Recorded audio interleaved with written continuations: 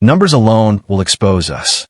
Our books show 400 members, but we've got maybe 250 actually living here. The burial registers are even worse. We've got graves for people who supposedly left for other communities. Sister Hannah Collins added another terrifying dimension to their predicament. He's already identified inconsistencies in the correspondence I've been maintaining with other communities. He knows Shaker writing conventions I never learned, and he's asking questions about Mother Lee's teachings that our people can't answer because they were never properly instructed. The family's initial attempts to delay and deflect Metcham's investigation only intensified his suspicions and strengthened his resolve to uncover the truth. When they claimed certain records were stored in a building that had been damaged by recent storms, he pointed out that none of the buildings showed signs of weather damage. When they suggested interviewing specific members who could vouch for community practices, he insisted on selecting interview subjects himself through random drawing from a complete membership list. Brother Caleb Richardson's surveillance network, so effective at monitoring community members, proved useless against an investigator who understood the importance of maintaining operational security. Metcham varied his routines, conducted interviews in different locations, and seemed to possess an intuitive awareness of when he was being watched. His questions during member interviews revealed a depth of knowledge about authentic Shaker practices that made it impossible for untrained or poorly instructed members to provide convincing answers. Every careful maneuver the Richardsons attempted only drew him closer to the heart of their deception, as though he could see straight through the layers of lies they had constructed over the years. What had once been a carefully controlled illusion of religious devotion was beginning to fracture under the weight of his persistence, leaving the family more desperate by the hour. It became impossible to maintain their deceptions. Most dangerously, some of the community's surviving members began responding to Metcham's genuine spiritual presence in ways that terrified the Richardson family. Sister Mary Caldwell, who had witnessed Brother Thomas Whitman's suspicious death over 20 years earlier, found herself drawn to Metcham's obvious authenticity and began sharing her long-suppressed observations about members who had mysteriously disappeared. The psychological effect of Metcham's presence on community members was profound and immediate. For the first time in decades, they encountered someone whose spiritual authority didn't depend on fear, manipulation, or psychological abuse. His gentle questions about their experiences, his obvious knowledge of authentic Shaker practices, and his genuine concern for their spiritual welfare created an atmosphere where long-buried doubts and memories began to surface.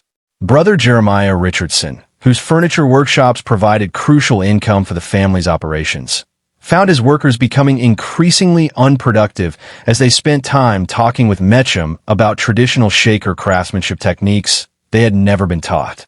The conversations revealed gaps in their knowledge that made it obvious they weren't receiving proper instruction in authentic methods.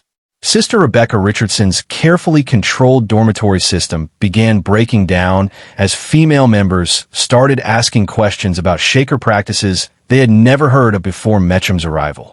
Her authority, so absolute for so many years, suddenly seemed questionable when compared to the obvious authenticity of their visitors' spiritual knowledge and gentle demeanor.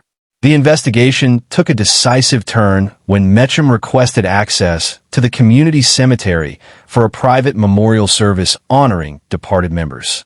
The Richardson family couldn't refuse such a reasonable request without appearing suspicious, but they also couldn't allow him to examine the burial grounds too closely without risking exposure of their crimes.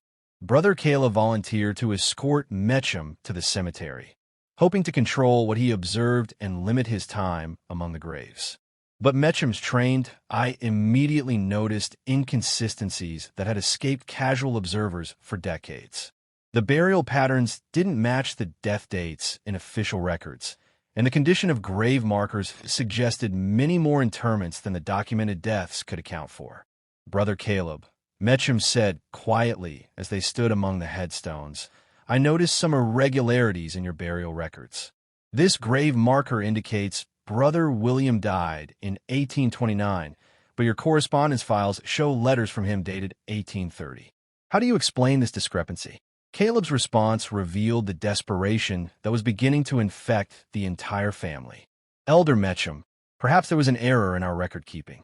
Our sister Patience maintains extensive files, but even the most careful record-keeper can make mistakes when dealing with so many community members over so many years. Metcham's expression remained thoughtful but skeptical.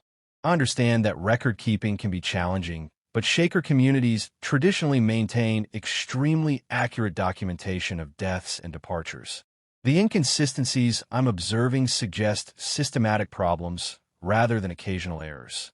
That night, Metcham made a discovery that would expose the full scope of the Richardson family's crimes and bring their 27-year reign of terror to an end.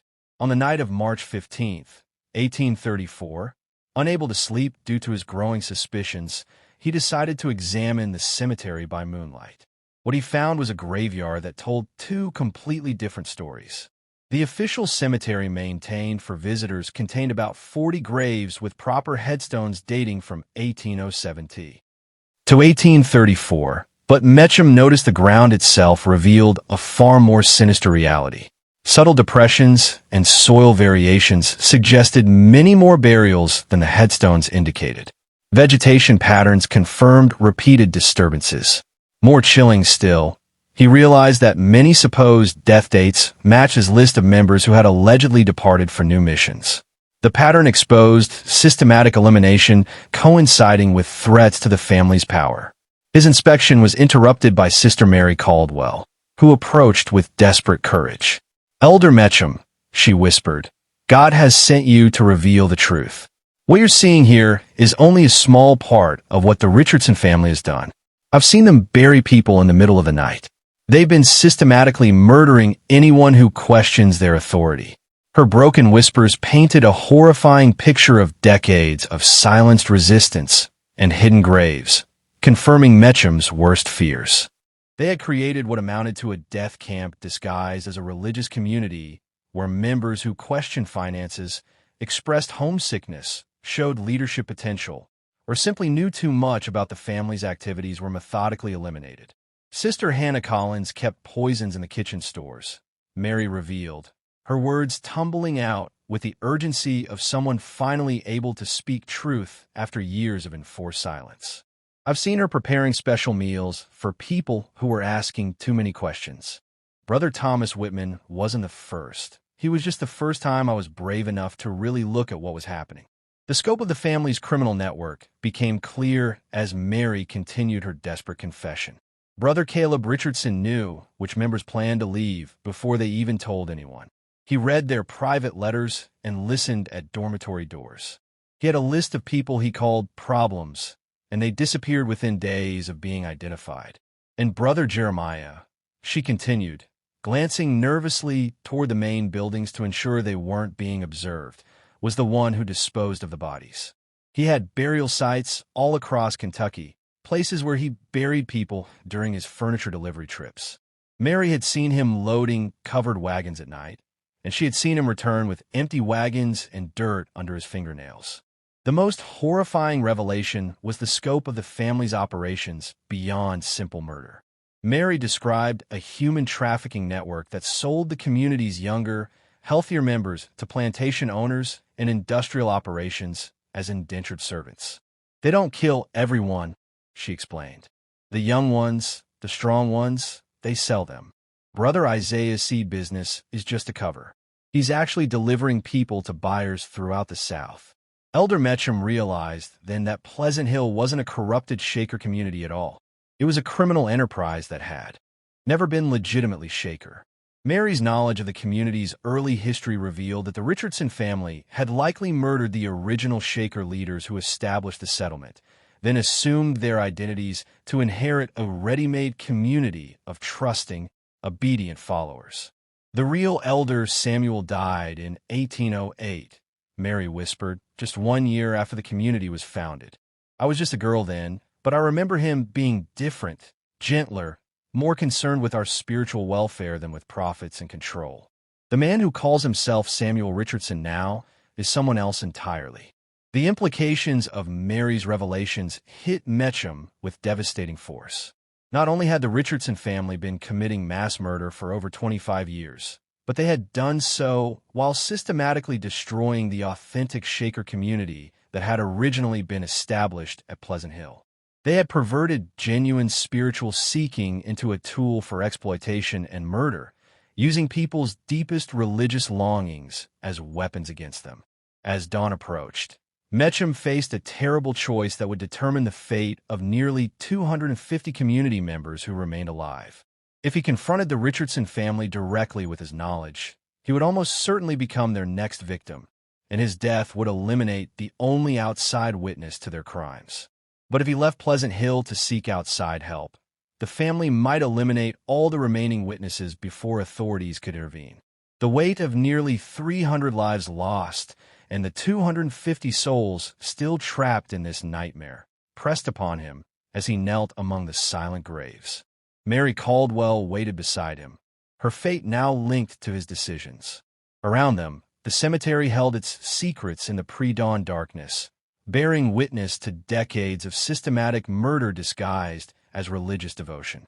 Mecham's decision would determine whether the Richardson family's reign of terror continued or whether justice would finally come to Pleasant Hill after 27 years of carefully concealed horror.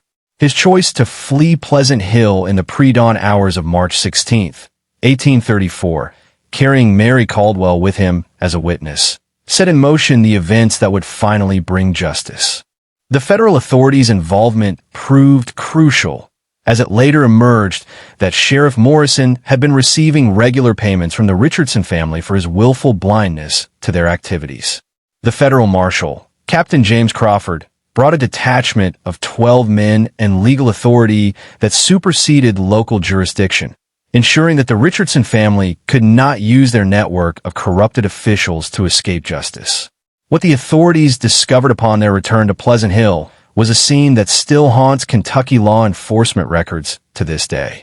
The Richardson family, realizing their exposure was inevitable, had made a desperate decision to eliminate all witnesses and escape with whatever portable wealth they could carry.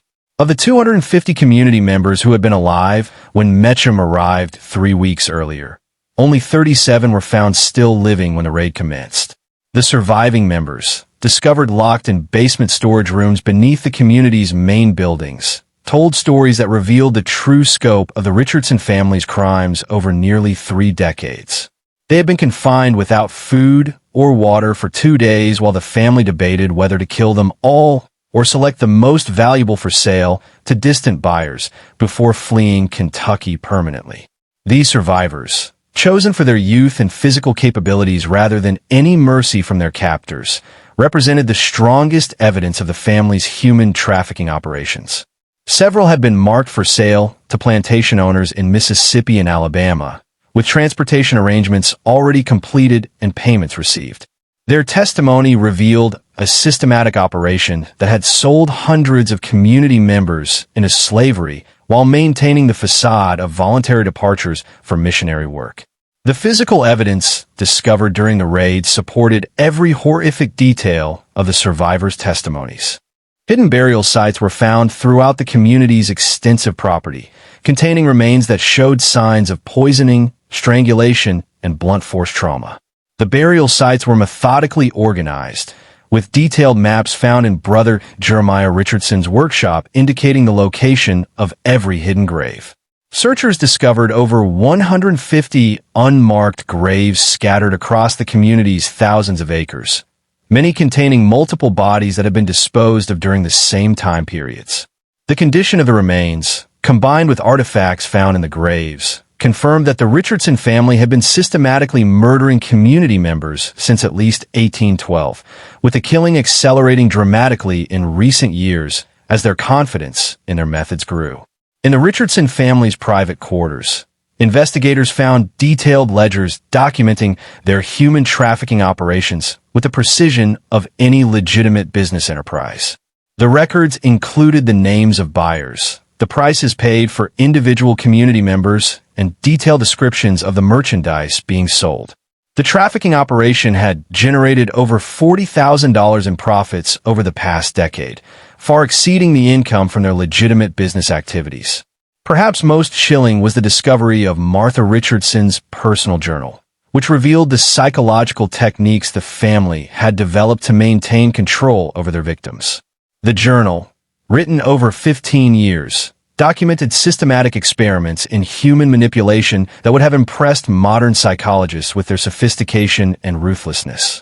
Martha's writings showed no remorse for the hundreds of lives destroyed by her family's activities. Instead, they contained clinical observations about which methods proved most effective for different personality types, detailed analyses of how to break down psychological resistance, and planning for expanding their operations to other states. Her entries revealed a woman who viewed other human beings as resources to be exploited rather than souls deserving of respect.